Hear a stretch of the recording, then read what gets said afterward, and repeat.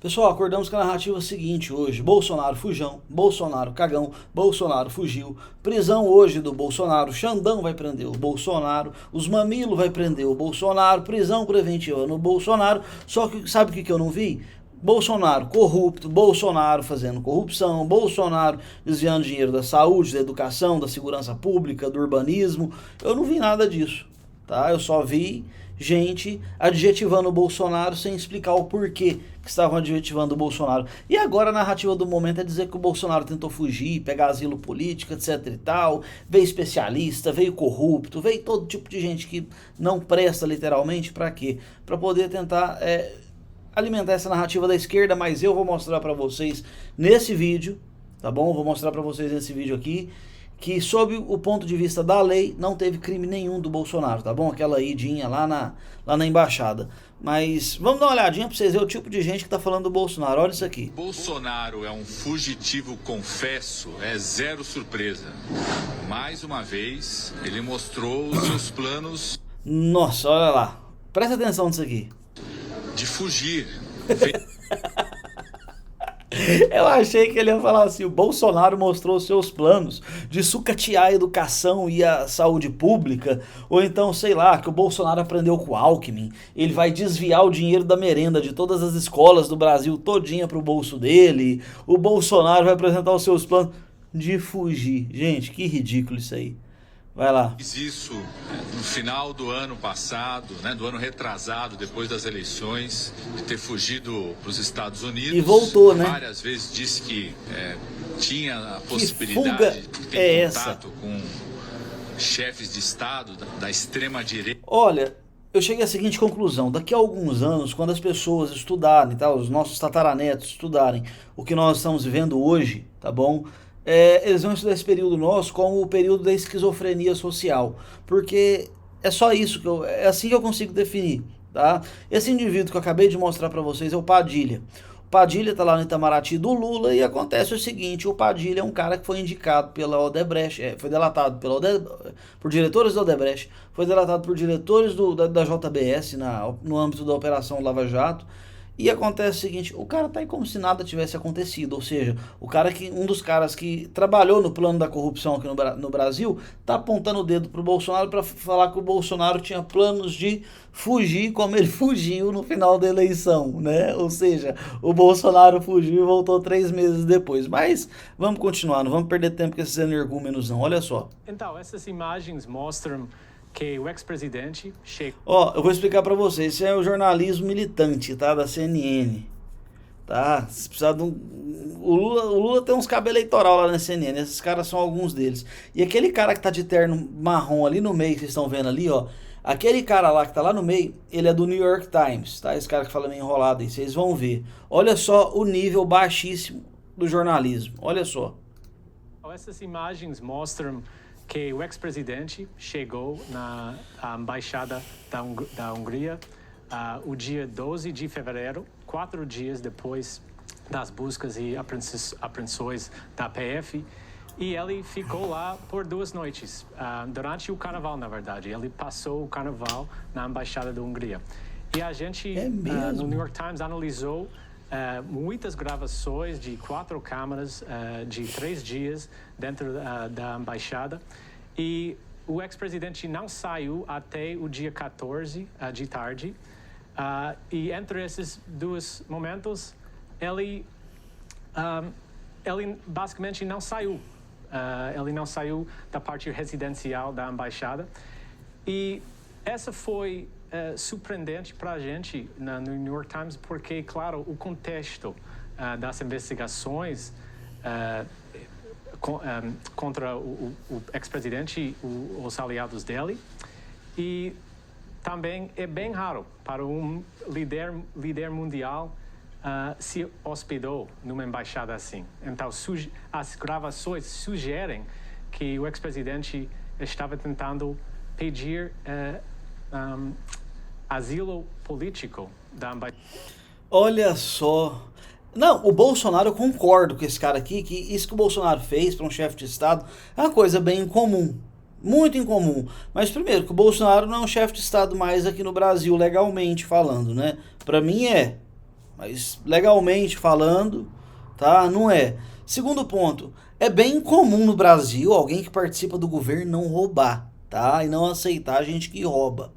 Terceiro, eu quero saber se esse carinha aqui vai responder pelo crime de fake news, tá? Se ele vai ser condenado aqui no Brasil pelo crime de fake news, porque ele tá dizendo que o Bolsonaro foi lá para poder pegar asilo político. O Bolsonaro tava indo na embaixada da Hungria, que é onde ele conhece o pessoal, tá? Onde ele tem um bom relacionamento, digamos assim.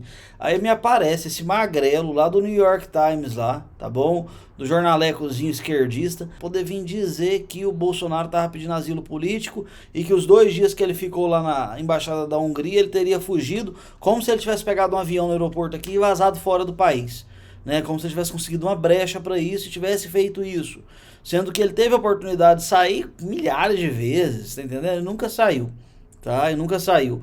Se quiser sair, atravessa a fronteira com o Paraguai ali, pega asilo político, vai para a Argentina, a mesma coisa.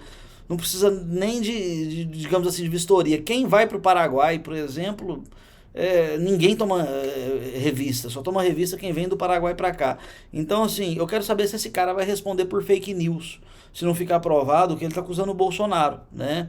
Mas, continuando, pessoal, esse aí é o tal do vídeo da embaixada, tá? Se esse energúmeno da CNN não percebeu, olha lá, o Bolsonaro, embaixador húngaro lá, e tem a data ali em cima, dia 12/2/2024. Nós estamos em 25 de março de 2024. Já passou 1 mês e 13 dias, pelo amor de Deus. Isso aí é o nível,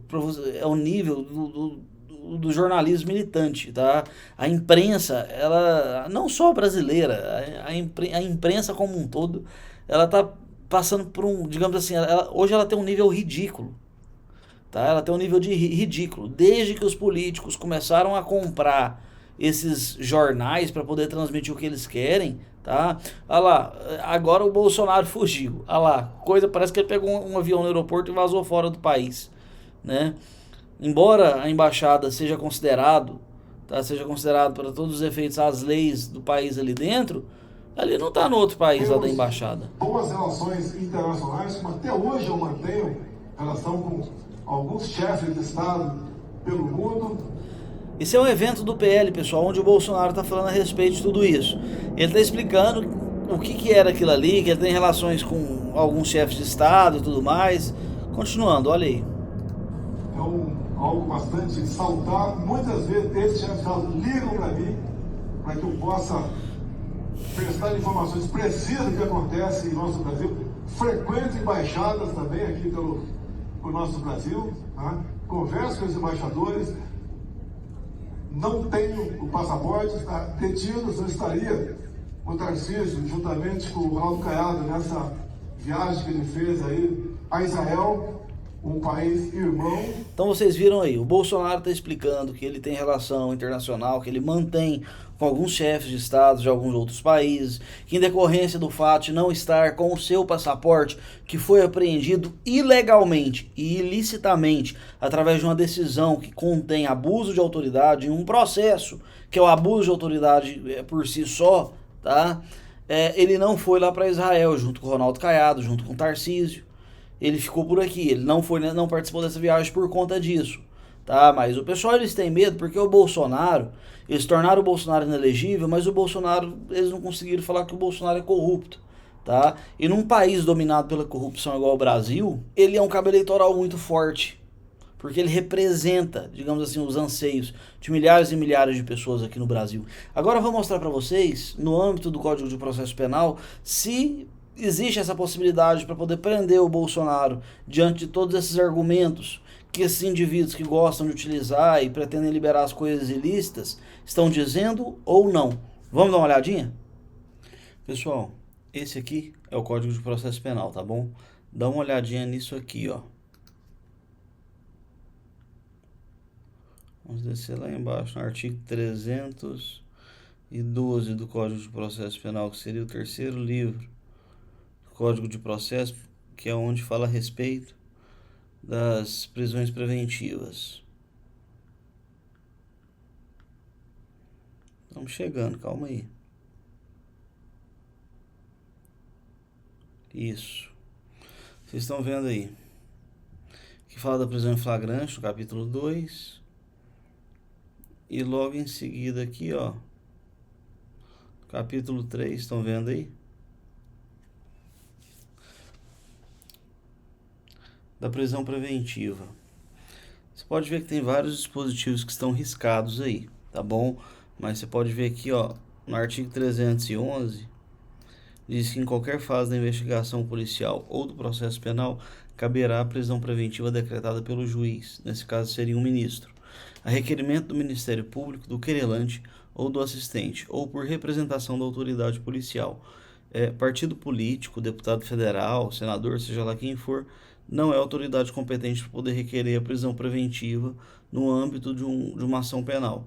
No caso, esse requerimento mais adequado seria, caso fosse feito pelo Ministério Público, tá bom?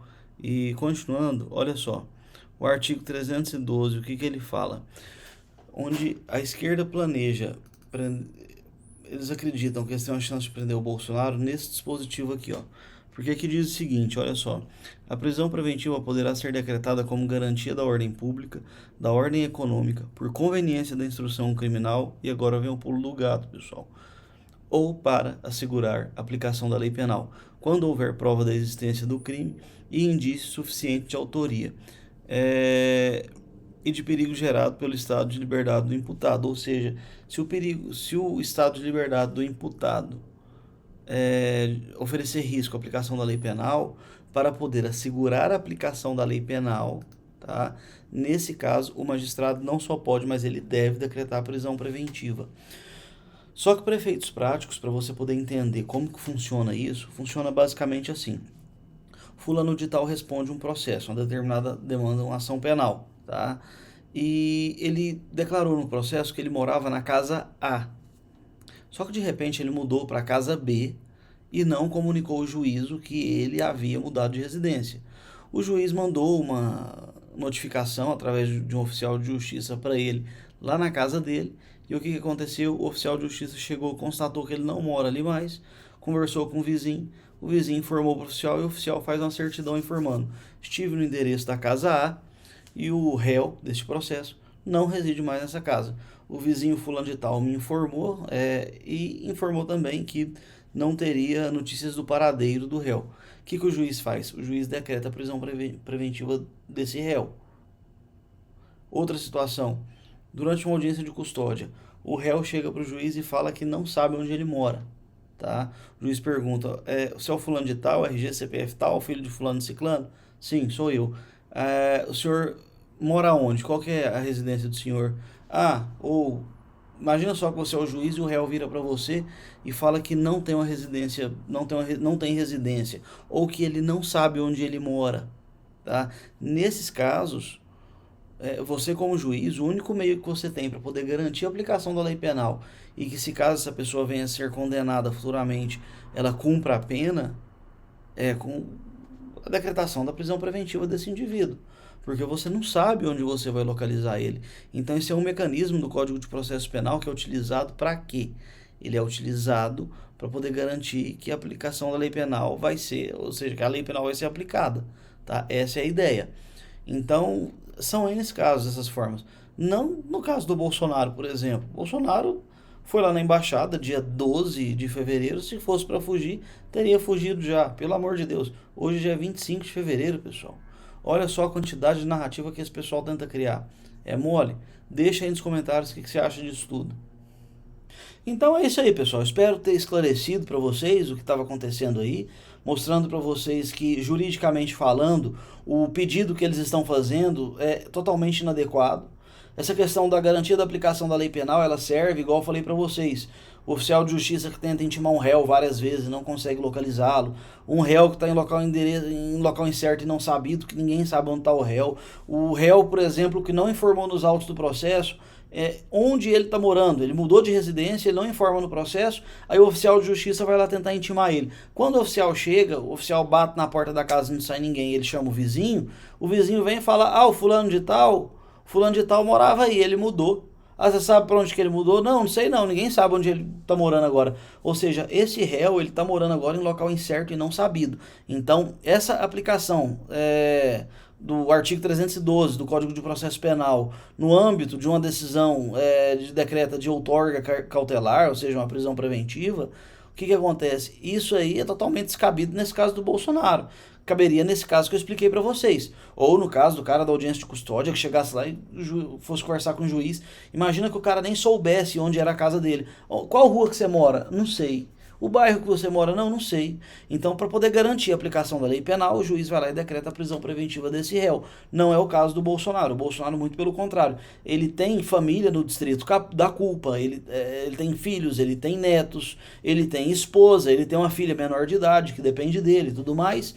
E acontece o seguinte, pessoal, não tem porquê. Agora, se quiser decretar a prisão preventiva dele como uma forma de garantir a aplicação da lei penal agora, tá? Isso aí eles estariam decretando uma prisão preventiva na possibilidade de existir um fato futuro que não existiu e que não aconteceu. Estariam presumindo a culpabilidade, atitude essa, decisão essa, que não é recepcionada pela Constituição Federal, que preza pelo quê? Pela presunção do estado de inocência, pelo princípio da ampla defesa, do contraditório, do devido processo legal, do juiz natural. Nós sabemos que vários desses princípios estão sendo respeitados aí dia e noite. Mas é isso aí, pessoal. Espero ter deixado bem claro aqui para vocês. Eu quero saber se você gostou desse vídeo, se você gostou ou não, deixa nos comentários aí para mim, por gentileza. E se tiver, e eu quero que você deixe aí para mim também o que você está pensando a respeito de tudo isso, tá bom? Deixa a sua opinião aí. Então é isso aí, pessoal. Não se esqueça de se inscrever no canal nessa bola que vai aparecer na minha mão aqui agora e veja esses outros dois vídeos aqui. Nesse vídeo de cima aqui, eu explico se a ladainha da minuta do golpe se configura crime ou não, beleza? Então não se esqueça, pessoal. Se inscreve e assista o vídeo. Brasil acima de tudo, Deus acima de todos. Valeu, pessoal!